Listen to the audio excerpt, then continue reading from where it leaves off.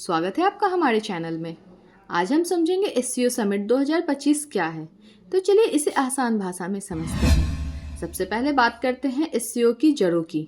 अप्रैल 1996 संघाई में हुई एक बैठक में चीन, रूस, कजाकिस्तान, किर्गिस्तान और तजाकिस्तान जो आपसी नस्लीय और धार्मिक तनावों से निपटने के लिए सहयोग पर राजी हुए। इसे उस समय संघाई 5 कहा गया। महज 3 साल में ही अपने मकसद को हासिल करने के बाद 15 जून 2001 को एससीओ संघाई कॉरपोरेशन ऑर्गेनाइजेशन की स्थापना हुई। इसका मुख्यालय बीजिंग, चीन में स्थित है और इसकी आधिकारिक भाषा रूसी और चीनी है। अब बात करते हैं भारत की। भारत वर्ष 2005 से एससीओ का ऑब्जर्वर रहा, लेकिन 9 जून 2017 को भारत और पाकिस्तान दोनों को इसका पूर्ण सदस्य बना दिया गया।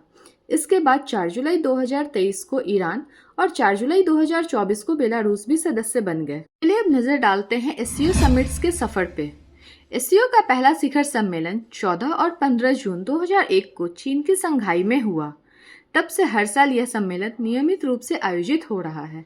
सबसे हालिया शिखर सम्मेलन 3 और 4 जुलाई 2024 को कजाकिस्तान की राजधानी अस्थाना में हुआ था। वर्तमान सम्मेलन 31 अगस्त से 1 सितंबर 2025 तक चीन के टियाजिन शहर में हो रहा है। इसमें 20 से अधिक देश और कई अंतर्राष्ट्रीय संगठन के अध्यक्ष भाग ले रहे हैं। और हाँ, अगला शिखर सम्मेलन 2026 में बिश्केक, किर्गिस्तान में आयोजित किया जाएगा। अब बात करते हैं एससीओ के मकसद की। एससीओ की शुरुआत सीमाई स्थिरता और सुरक्षा से हुई, लेकिन धीरे धीरे यह संगठन एक व्यापक मंच बन गया। आज इसका मुख्य उद्देश्य है क्षेत्रीय सुरक्षा, आतंकवाद, अलगाववाद और उग्रवाद से मुकाबला। एससीओ सदस्यों के बीच व्यापार, इंफ्रास्ट्रक्चर और संयुक्त ऊर्जा परियोजनाओं के माध्यम से आर्थिक सहयोग को बढ़ावा देता है। साथ ही सांस्कृतिक आदान प्रदान को भी प्रोत्साहित करता है। लगातार बढ़ती सदस्यता के साथ एससीओ आज भूमि, क्षेत्र और जनसंख्या के आधार पर दुनिया का सबसे बड़ा क्षेत्रीय संगठन बन चुका है, जो यूरेशिया में एक महत्वपूर्ण भूमिका निभा रहा है। अब सबसे अहम बात करते हैं भारत की भूमिका की। भारत एससीओ का एक महत्वपूर्ण और प्रभावशाली सदस्य है। यह संगठन सीमा सुरक्षा से लेकर आर्थिक, तकनीकी और सांस्कृतिक सहयोग तक कई पहलुओं को संभालता है। इस बार के शिखर सम्मेलन में भारत ने एक बड़ा कदम उठाया। भारत ने ज्वाइंट डिक्लेरेशन में आतंकवाद की कड़ी निंदा शामिल करवाने की पहल की। भारत का रुख बिल्कुल स्पष्ट था। रक्षा मंत्री राजनाथ सिंह ने साफ कह दिया, यदि आतंकवाद की निंदा इस घोषणा का हिस्सा नहीं बनी तो भारत उस पर दस्तखत नहीं करेगा।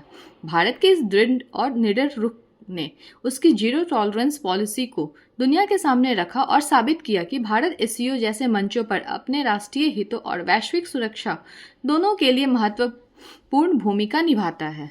एससीओ समिट किसी एक देश का प्रचार नहीं, बल्कि कई देशों के बीच एक सहयोग और संवाद का माध्यम है। भारत ने इसमें महत्वपूर्ण भूमिका निभाई है, खासकर आतंकवाद के खिलाफ एक मजबूत संदेश देकर।